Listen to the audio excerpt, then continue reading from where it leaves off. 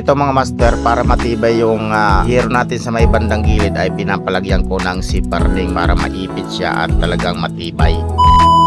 Day 9 na pala ng aming pagpapagawa ng aming munting kubo na up and down mga master. Ito na nga't nagpapako na sila ng pamakuan ng yero para pagkatapos nito ay magbububong na sila. At para hindi na tayo mainitan pagka magagawa tayo sa baba mga master. At ayan na nga mga master, naglalagay na sila ng yero. At pinalagyan ko nga pala ng siparling dyan sa may bandang gilid niya para maipit yung yero para matibay mga master. Ay panlaban yan sa hangin pagka malakas yung hangin mga master. Medyo malaki-laki pa po ang ating magagastos dito mga master dahil marami pang kulang bago mabuo itong aming munting kubo na pinapagawa.